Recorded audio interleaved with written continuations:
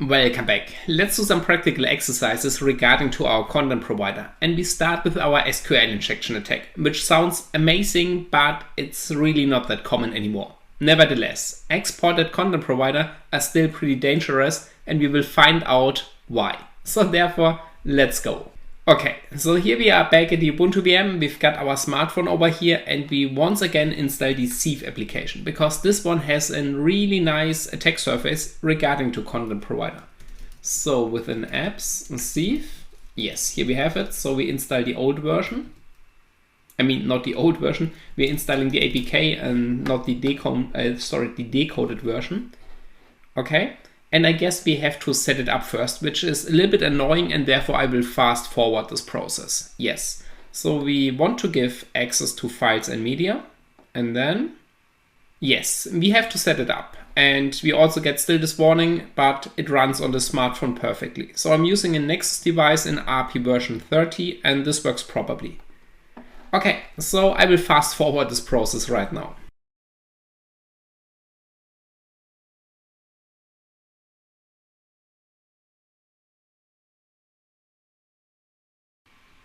Okay, so here we are back and we have already set up this application. Okay, so we've got the service in there, we've got a password, we've got a PIN and a bunch of other stuff. So therefore, let's have a look how we can exploit this content provider in there.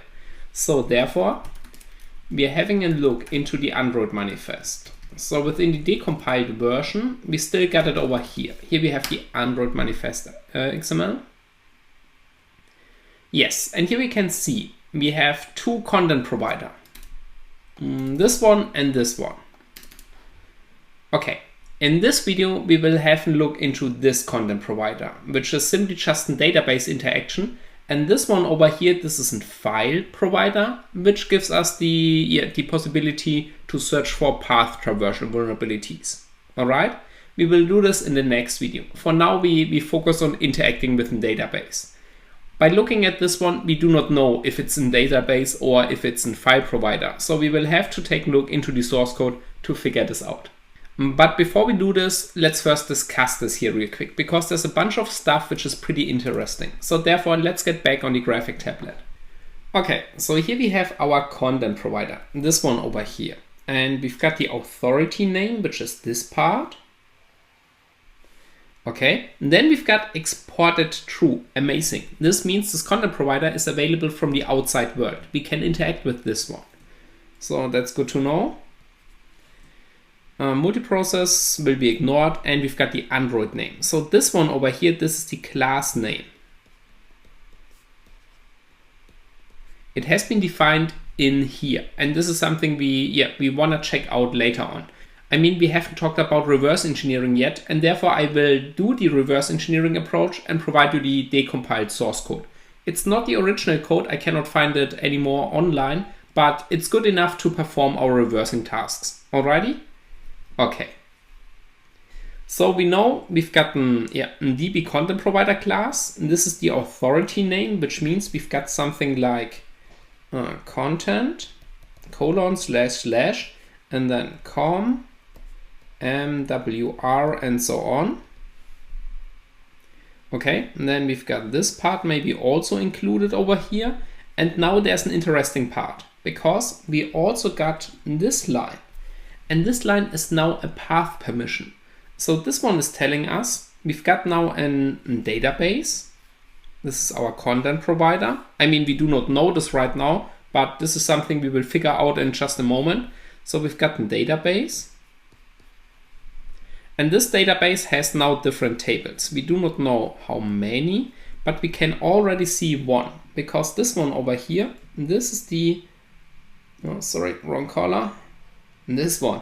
This is now the table, and let's clean this up, the table keys.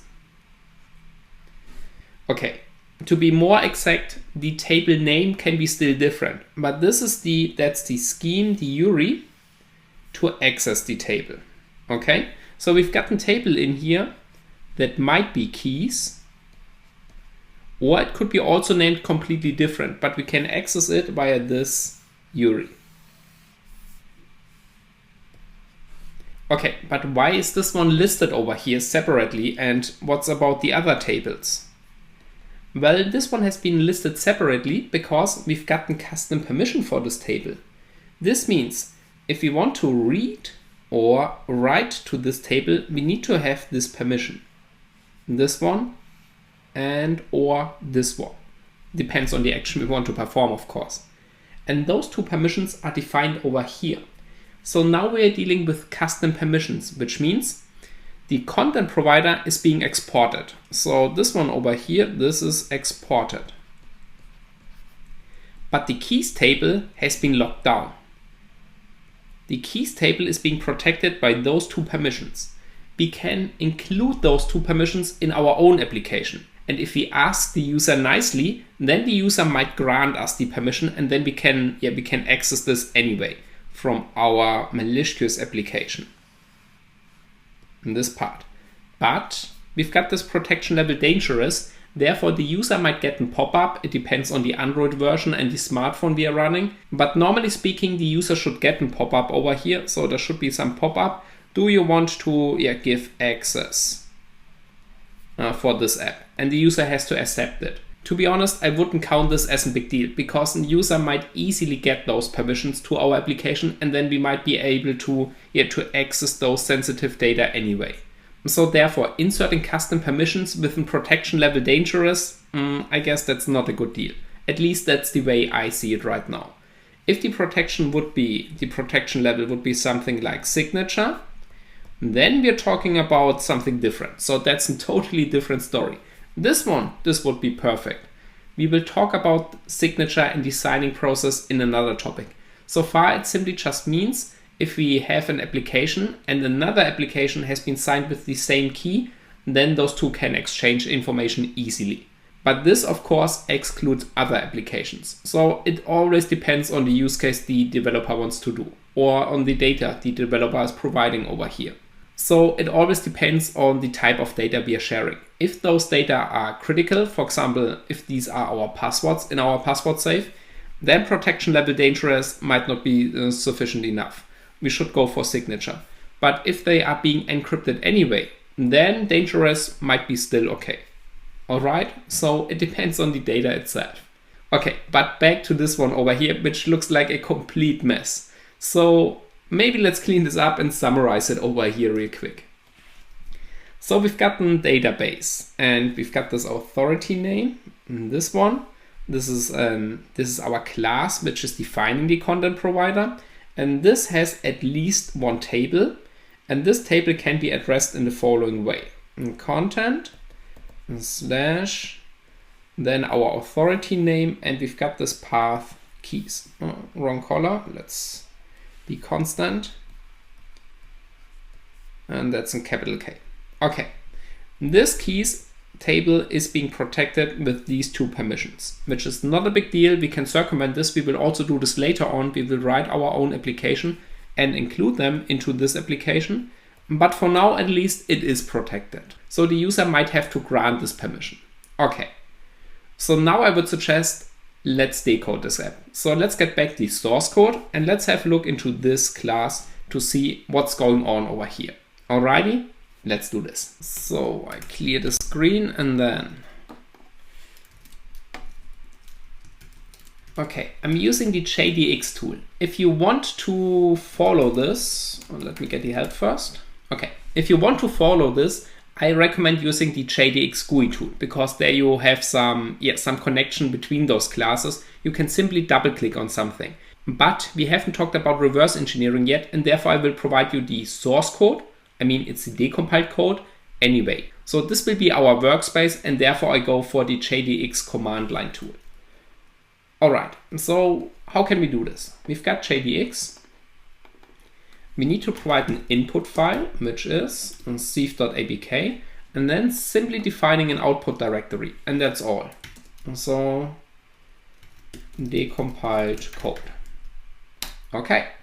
We could also limit it to just have the sources and not decompile those resources, but we stick all together. So all in this directory. Now we can open the whole directory with Visual Studio Code. Okay, so this is exactly what you will get from me right now. These two directories, the resources, which includes the Android manifest, and also the sources, which contains the source code. So let's see, which class do we have to look for? We need to take a look into this one, DB Content Provider. So let's find this. Okay, it's not that hard. There we already have it. All right. Yes, okay, and here we can already see we've got a content scheme. So exactly like we have written it down before. So by using this scheme in exactly this way, with this DB content provider /keys, we are addressing a table. But the table doesn't have to be named exactly like this one. So it could be keys, but it could be also completely different. This is some kind of alias for a certain table. All right? Okay. For now, we do not have to bother too much about this because we will figure out how to deal with this later on if those names doesn't match anymore.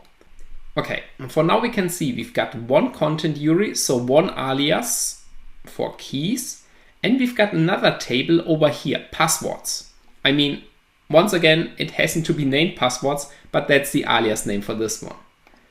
All right, so at least we're dealing with two tables, and now we already got something interesting. Our content provider is being exported. Keys has been locked down, but passwords is free. So at least we should be able to query this one, this reference, whatever's inside here, and get out these data, which is super amazing, right? If they are interesting, those data. So we will have a look into this one later. Okay, and then we've got a bunch of stuff. I mean, these are references, IDs, who knows? This one over here sounds interesting. We've got a PWD helper. So maybe let's get this a little bit out. Okay. And then we've got a URI matcher. So this matches our URIs from here. Here we can see we've got URI pass. Okay. And then let's see. All right. And then we've got our familiar methods. So on a first view, it looks like a complete mess, but you do not have to bother too much about this. And let me get back the graphic tablet and then I will show you why. All right, so if you still remember the theory part, then we've got our content resolver on the client side, and the content resolver is asking the content provider to provide some access to the data. The content provider is returning back some cursor and also giving access to those methods. So here we've got the method delete, for example. So this is simply just deleting an entry in a table. Beside this, we also got insert. This one over here. So here we can insert a new value into a table.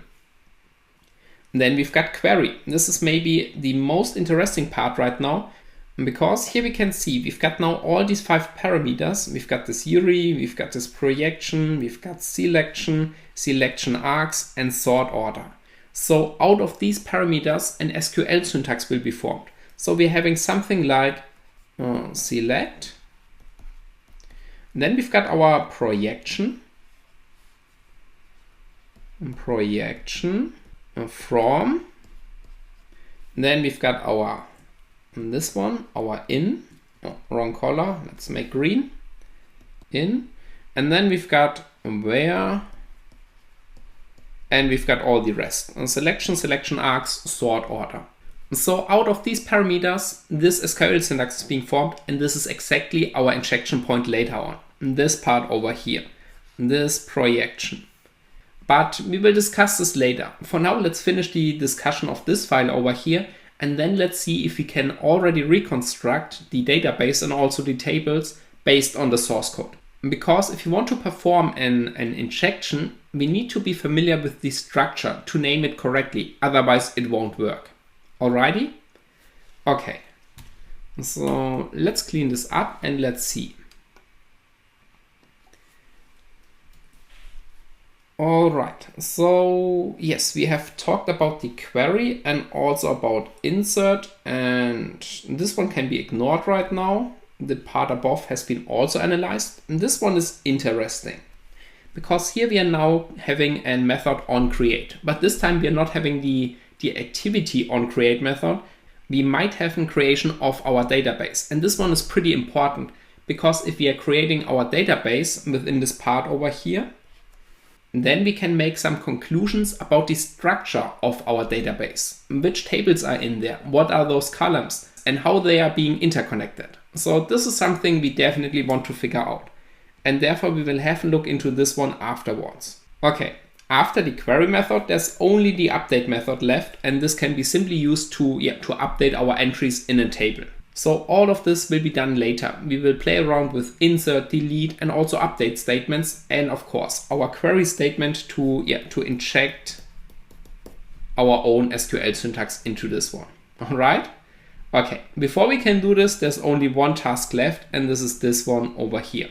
So therefore, let's figure out what's the structure of this database. Okay, so here we have the PWD helper. Let's see, PWD helper is over here. Okay, and this one, all right, this is defining the database name. So within the data directory, we're having our package name.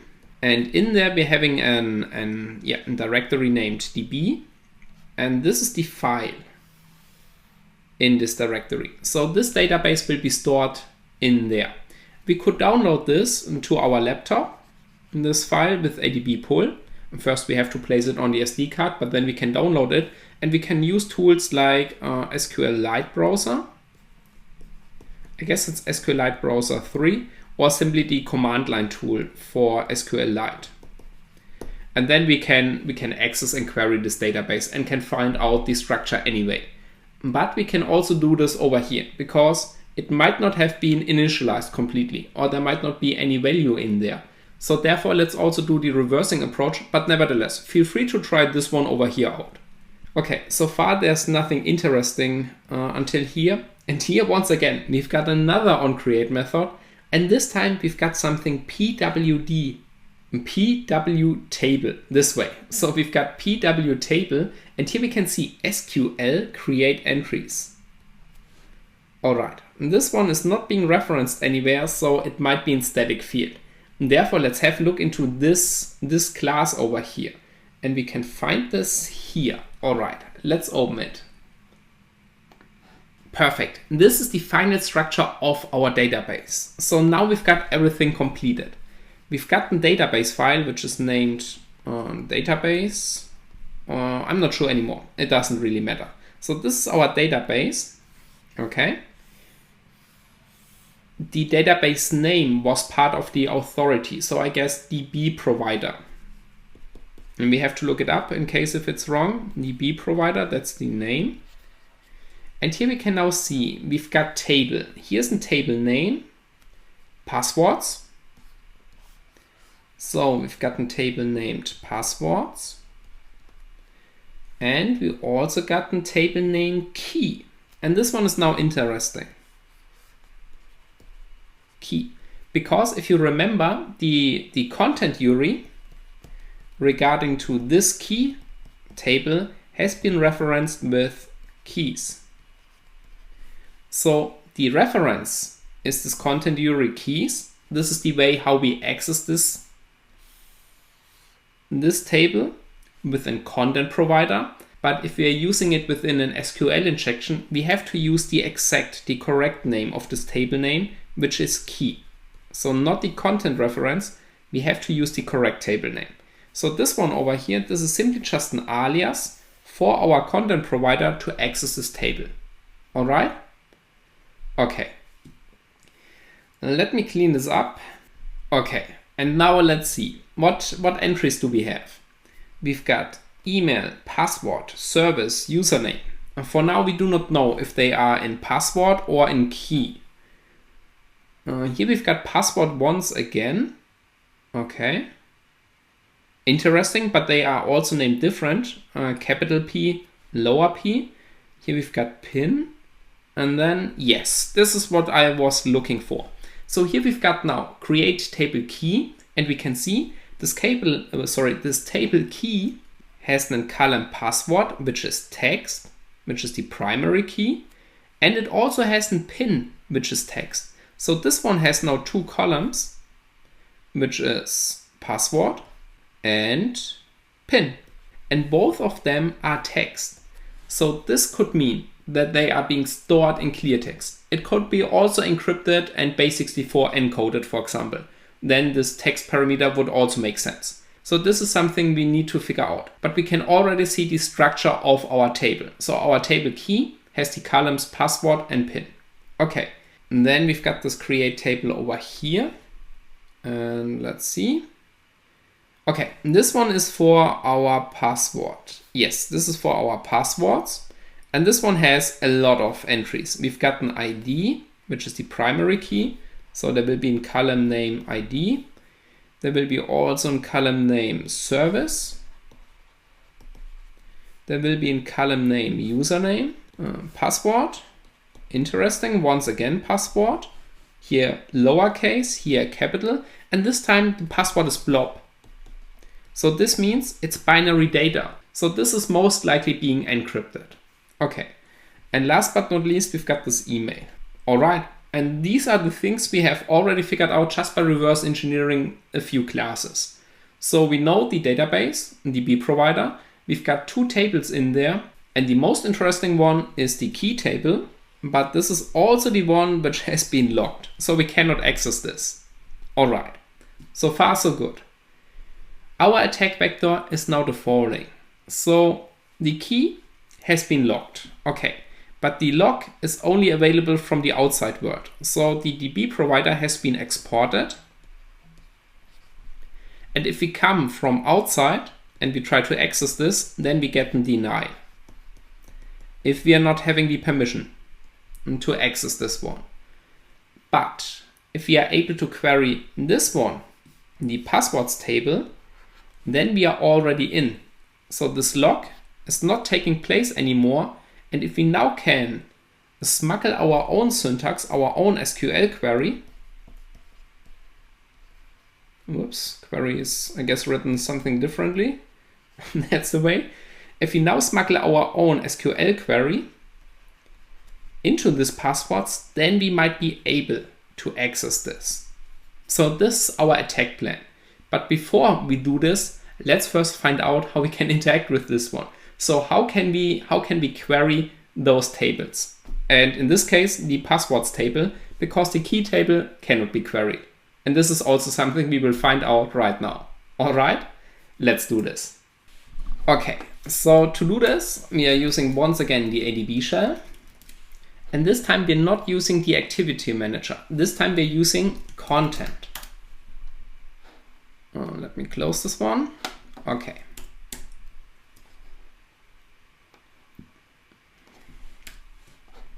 Okay, so on the first view, it looks like a complete mess. Complex parameters, things we do not know right now, what is extra binding and things like this. But we can make this a little bit easier. Those lines over here, if the text starts over here, then we've got a new chapter. So this one is ADB shell content insert. So here we are dealing with inserting new data. Here we can see we've got update. And this one is delete and this one is query. And then we've got content call, content read and some other stuff. The second half can be simply ignored right now because this is regarding to file access, which will be discussed in the next video. There we will find out how path traversal will work. For now, we only focus on the first half of this one, interacting with a database. And now we know we are dealing with a database, at least for our content provider over here, in this one. Where do we have it? Here. This one, this DB content provider. All right? Okay. So maybe let's put this on the right. Let's close this. Okay.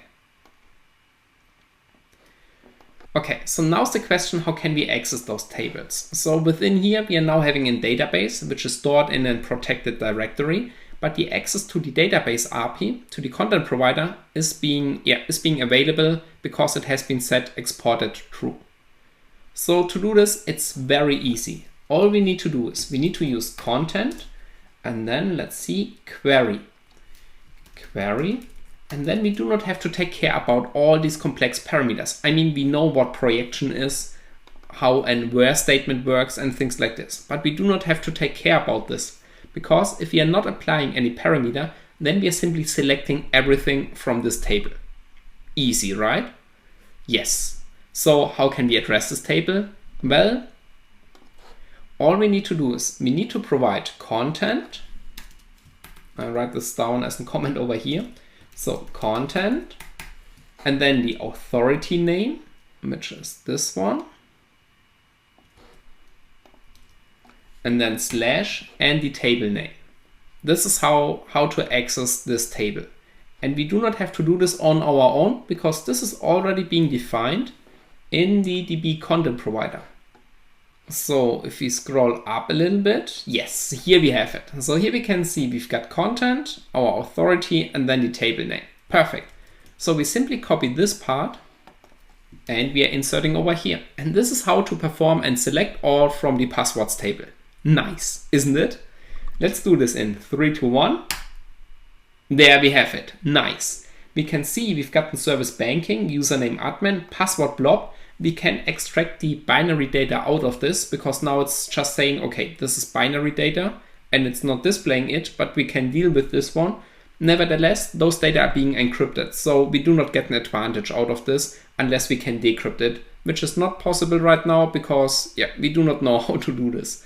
And it might be also protected with the user password, which makes it even more impossible if the user password has been chosen correctly.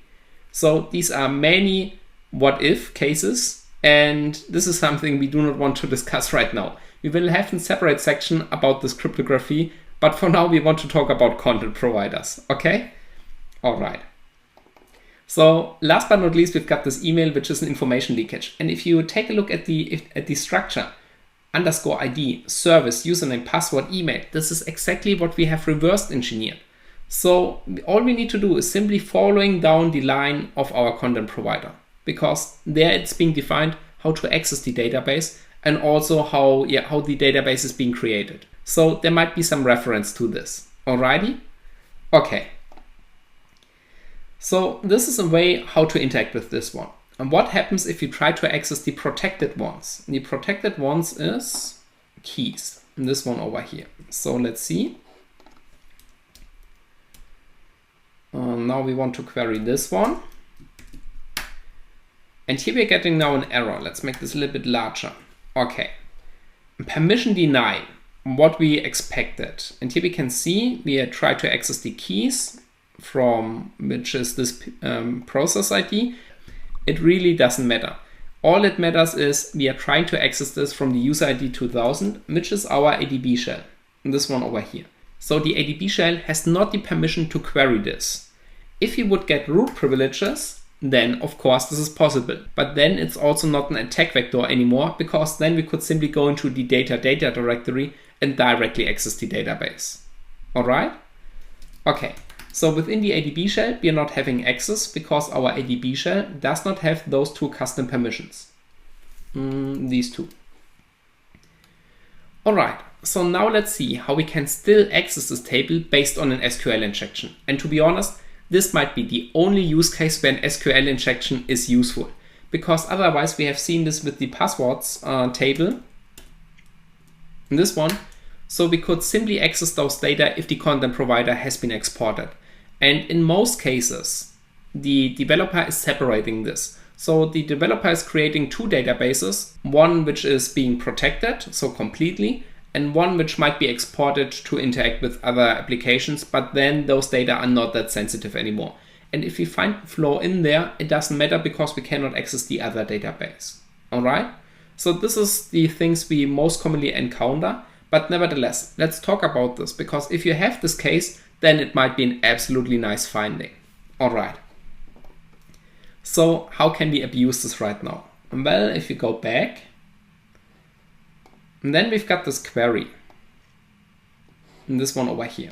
So out of this query, an SQL syntax will be formed. And this is something I guess we should discuss on the graphic tablet once again.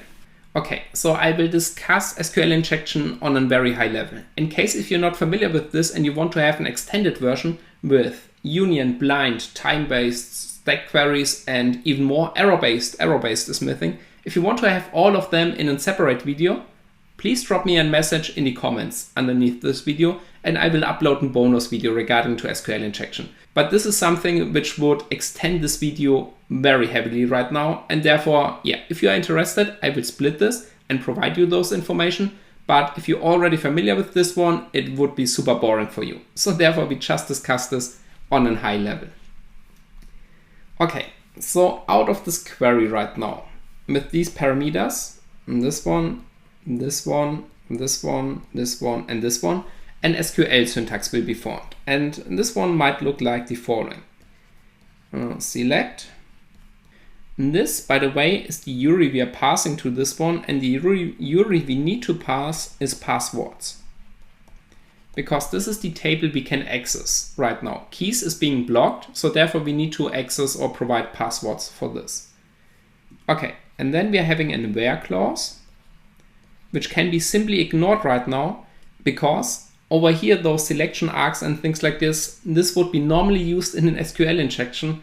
But over here, we can directly define this projection part, which means we can directly insert SQL syntax into this query, which is absolutely amazing. So what we could do is the following.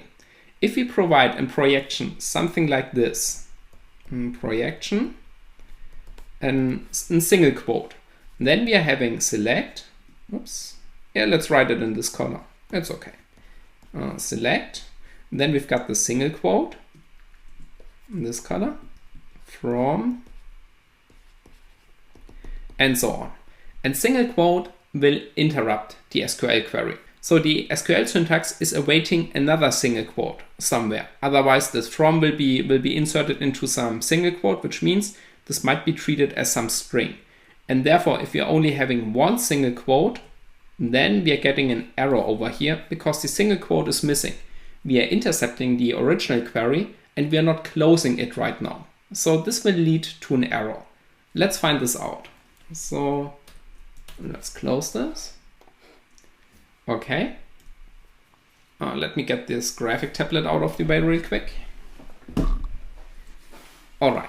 So how can we apply this projection? Well, if you're using content and then have a look in the help menu, where do we have query? Over here. And then we've got this projection. So we can use -- projection to apply our projection. Okay. If we are applying this in the following way, then we can see the terminal over here is expecting to end the string right now. And exactly the same happens in the SQL syntax. So if we close this right now, then we are getting an error while selecting from passwords. The single quote, if we are inserting it in this way, it will mess up the terminal. Therefore, we have to use double quotes left and right from the beside the single quote. So this will now bypass our ADB shell terminal and insert a single quote directly into the SQL syntax. All right. Okay, so let's do this and let's see what happens. Oh, nice. Unrecognized token. Here we can see exactly like we have written it down before. Do we still have it? Let's see. Yes, so here we still have it. Select and this one. So here we have opened the query.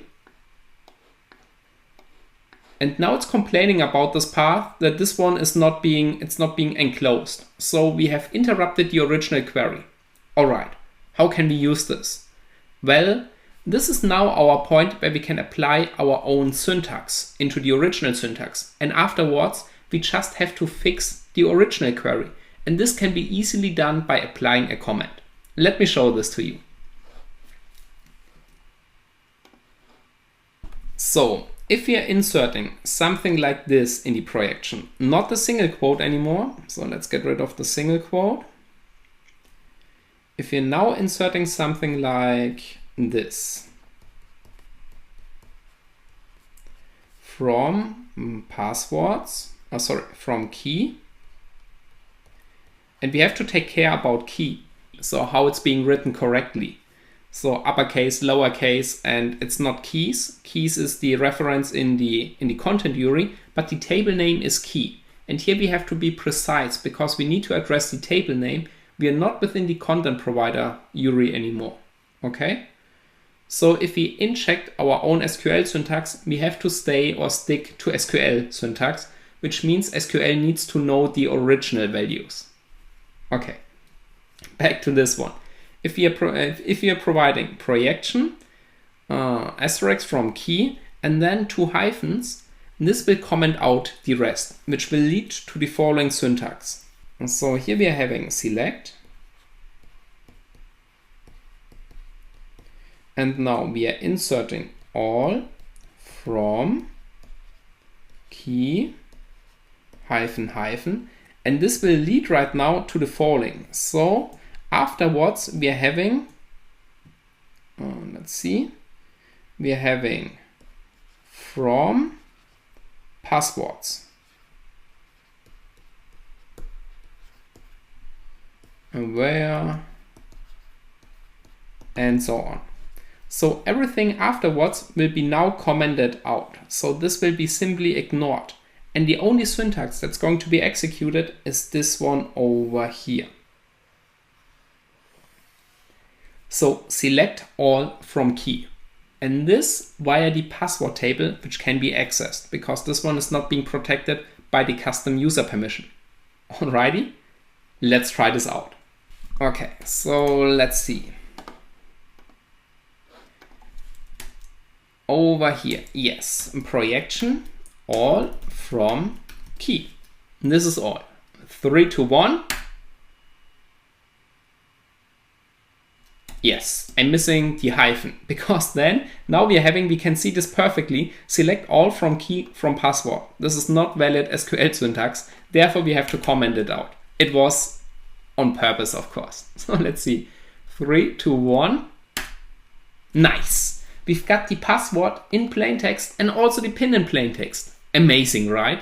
So this is how we can circumvent the custom user permission based on an SQL injection. And to be honest, this is the only use case I can think of an SQL injection being useful in our Android app, because otherwise we would be able to query this anyway, right?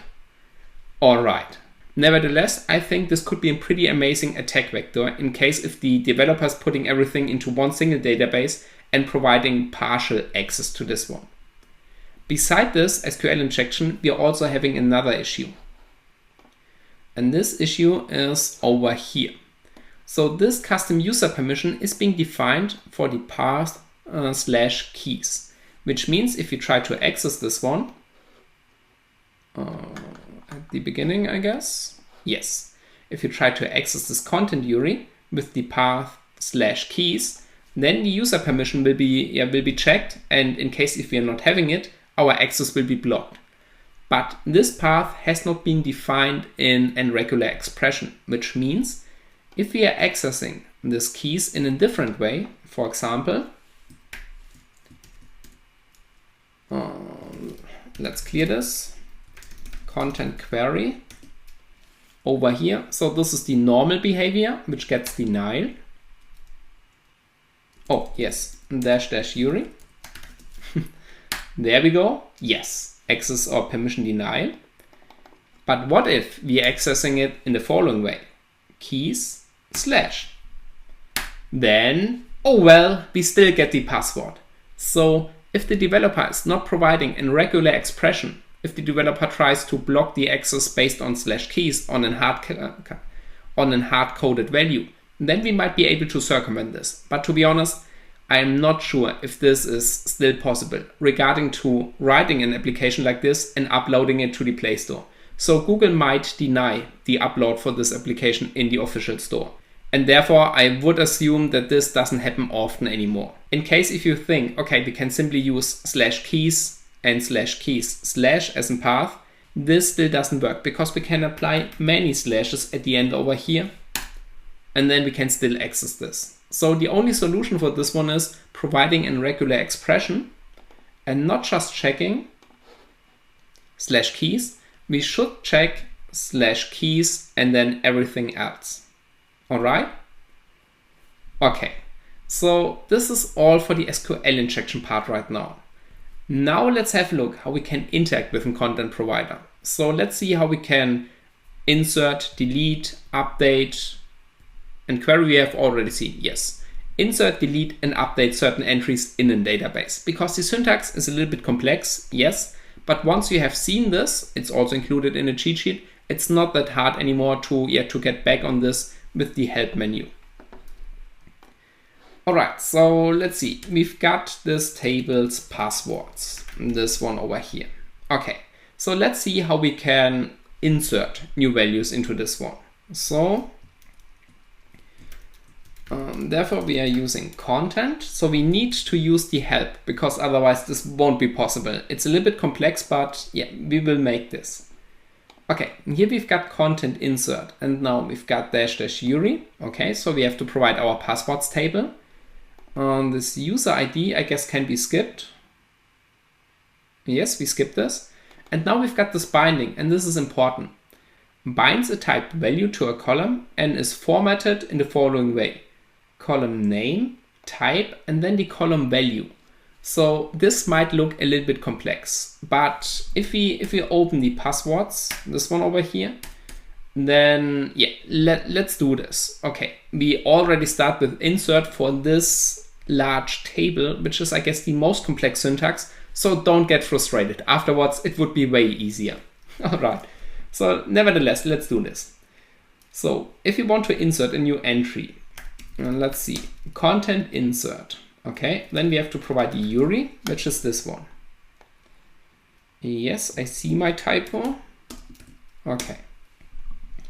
And now we have to use this strange bind. And I guess there's always an example. Yes, here we've got it. So this one over here, name is the column name, type is string, and then we've got the column value, which is new settings. Okay, so if you want to insert a new entry, we have to do it in the following way. Underscore ID, this one cannot be used because this one is the index and its primary key and it will be auto incremented. So this can be skipped. But then a new service has to be entered. Okay, so our service is the column name. Then we have to define the type, which is string. And then we have to define the value, which is the new value we want to insert. In this case, height. Okay, then let's see, we want to define a new username, string, and the username is lead. And then we want to define a new password. Okay, now it's getting interesting. I guess it's B for byte, but I'm not sure. And we provide 0. And then I'm not sure about this one. Maybe I have to look this up later on, but let's try this first. Okay, and then we have to use email column name with the value string, and this is hacked at lead. All right, let's see if this one works. So let's enter this in 3, 2, 1. Okay, we are not getting an error, which is good, I guess. And to verify if this works, let's query this once again. Yes, nice. So we can see, yes, we have inserted a new entry. Nice. Unfortunately, it might not be helpful because this password is binary data, and if it's being encrypted and it cannot be decrypted when we are logging in because it's not a valid encryption, then we will get an error.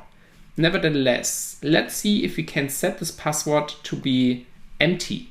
Maybe then it might work. So this could be also a way to entering the application. And let's see. To update this password, we can. So if you want to change the password, we have to use a new query, which is the update query, which is pretty good because that's why we are here. So content update. Let's see how update is being used. Over here. Okay.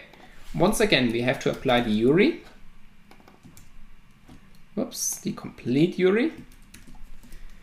Okay, and let's see, update. Update is nice because we have a where statement and we've got our bind. Okay, bind once again, column name, type, new value.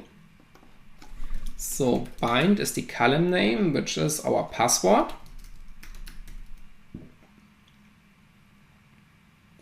The type is B. And we are not applying any value. I hope this works in this way. So if you're not applying any value, I hope it's null. Okay, and then we have to define which query we want to update, which column. Therefore we have this where statement. And here we have it. Okay, let's copy this. Okay, where, and now password. Oh no, password, this might be too risky. Let's say where ID is equals 2. So this is our row ID2, and now we want to update the password in there with a new byte value, which is nothing. I'm not sure if this works. Let's see. 3 to 1. Okay, no errors. Let's query it once again. Okay.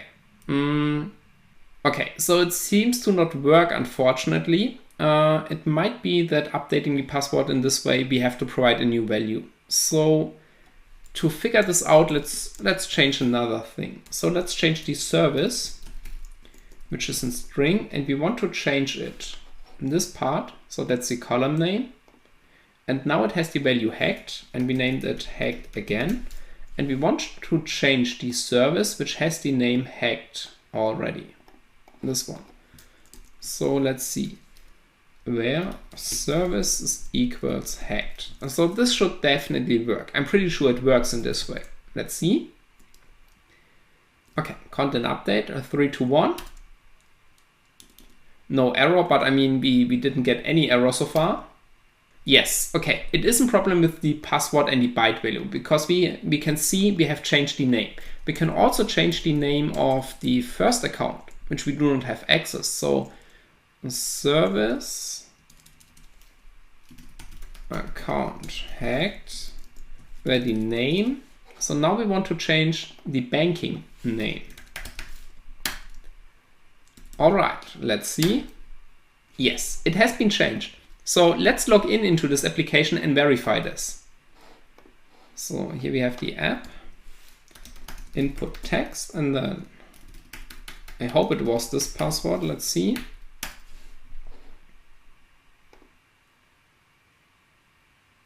Yes. Ah, nice. We have created 2. So this is interesting. Okay, here we can see account hacked and hacked again. So we can modify existing data in there, which is, I guess, not good because, yeah, even if the password is being encrypted, we might be able to apply some null value. I will check this out and provide this in the cheat sheet if there's a solution for this one. So yeah, by inserting a new account, we might be able to bypass this one over here. Oh, yes, I realize right now, even if we could insert a new account, this password is different. So that's not the password of the application, it's the password of the password safe. So sorry for this, I got confused by having those 2 tables with the same entry. My fault. Okay, so even if we could create a new account, we cannot circumvent the login screen because the login screen is being defined in the keys table, not within the password table. All right? Okay, not to confuse you, but to sum this up correctly. I mean, we could use our keys bypass to circumvent the login screen. And this is exactly what we're doing over here. So I have added this sequence right now. We simply check what entries are in our keys table by using the bypass. And then we can update or also insert new one. In this case, we simply insert a new entry. And then it's a little bit interesting because there's only one entry for this whole application because we cannot have multiple users. Which means we are now having 2 entries, but we can see the password which we have entered will be used to log in into this application. But if we can tamper with the keys table, then I mean, yes, we could simply read out the original password and log in into this. Therefore, I haven't counted as an login bypass at the beginning right now. And I still won't do this, okay? So reading out the password, then, I mean, we do not need to bypass this by entering or updating the old entries. Alrighty? Perfect.